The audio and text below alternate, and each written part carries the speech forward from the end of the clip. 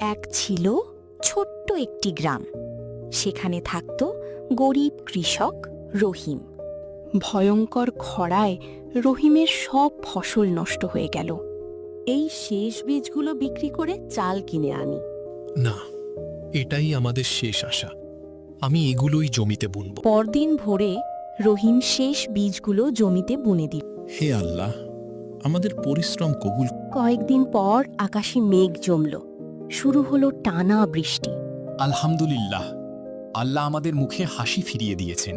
রহিম ঋণ শোধ করল। রহিম শুধু ভালো কৃষক নয়, সে একজন ভালো মানুষও। শিক্ষা: আশা, পরিশ্রম আর আল্লাহর উপর ভরসা কখনো বিফলে যায় না। গল্পটি ভালো লাগলে একটি লাইক, একটি কমেন্ট আর চ্যানেলটি সাবস্ক্রাইব করে আমাদের সাথেই থাকুন। দেখা হবে পরের গল্পে। আল্লাহ হাফেজ।